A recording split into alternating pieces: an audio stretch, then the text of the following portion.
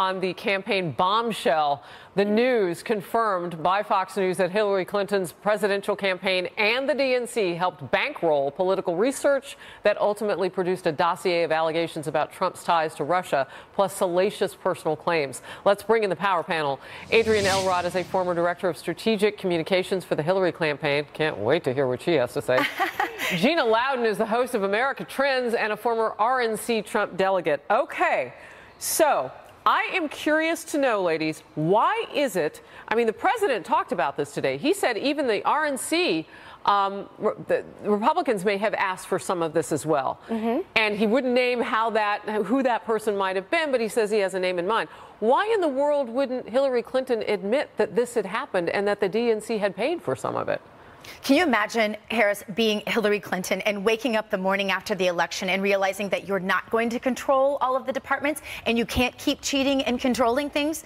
That's the morning, that's the reality she woke up to. So I sort of think, my background psychology, I sort of think it was like that kid on the playground that was doing something bad, and they immediately point to the other kid on the playground and say, look what they're doing. It's the takes one to know one mentality of playground politics. Adrienne?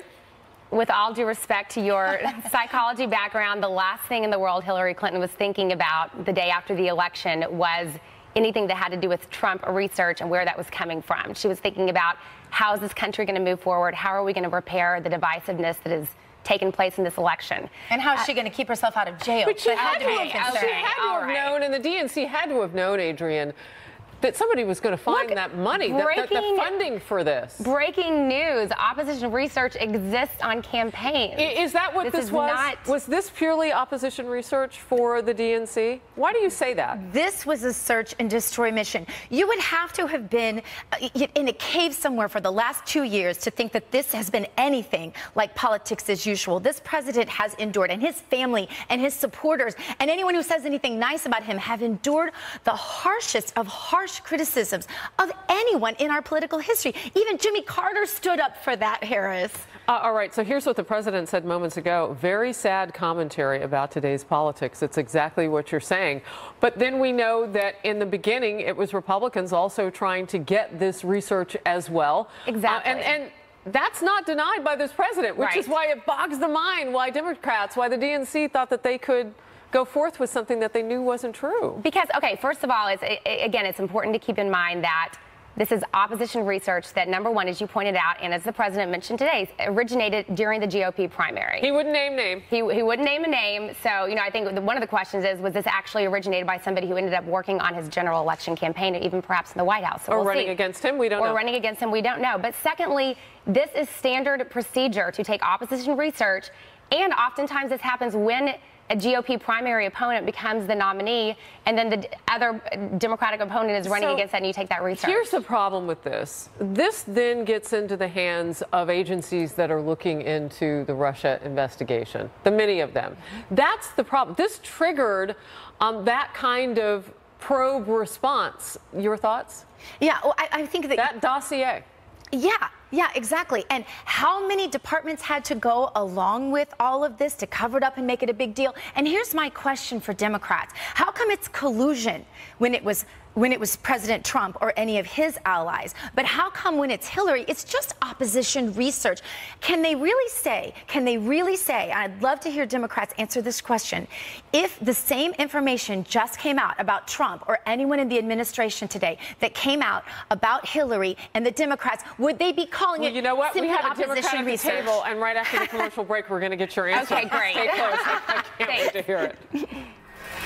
Power panel is back. Adrienne Elrod, Gina Loudon. Okay, Gina had just said before the commercial break, I wish I knew some Democrats who could talk about the fact that it always becomes collusion when you talk about a dossier and what's happened. The Democrats paid for some information. Your response? Again, standard part of a campaign where you use opposition research against your opponent. That is very standard, fact-based opposition research. But secondly, the way that many of us are looking at this from the campaign is that this gets Special Counsel Mueller any closer to determining whether there was collusion with the Trump campaign and Russia to alter the election. That's a good thing. And so I'm hoping that this information will potentially be used by Robert Mueller in this case. That's a nice way to spin it. By the way, the DNC chair, remember her? She was kicked out, Debbie Wasserman Schultz, after she was kind of pushing against Bernie and making it very unfair for him. Her spokesperson just said Schultz did not have any knowledge of what was going on with the DNC purchasing the information that became the dossier. Is that even possible? Can you run the DNC and have them spend that kind of money and you don't know? Absolutely not. But they are in the business of deception. This is how they have won elections for so long. Part of that is because Republicans are to blame. Certainly the swamp needed to be drained, and we all see that now very clearly. But it was forever just about division and just about covering up and lying to the American people. And that's what the American people were so sick of. And that's why they elected this president who sometimes maybe was a little too honest, but they felt that he was being genuine and straightforward with them. Adrienne, how does this have a mark against Hillary Clinton? I mean, she's still the face of your party. Well, first of all, Hillary Clinton is never running for president again. So I realize that she is a very Except for Joe Manchin doesn't want to invite her to his events, but pretty much a lot of people do. Okay, well, yes, of course, because she still received 63 million votes in this last election, 3 million more than our current president. But that's beside the point. Look, Hillary Clinton is somebody who the Republicans and Barack Obama, who the Republicans love to consistently beat up on, but she's not running for president anymore. So does this impact her at all? Absolutely not. Interesting. All right. Good to have you both. Good to be with you. Thanks. We'll be back with more Outnumbered Overtime.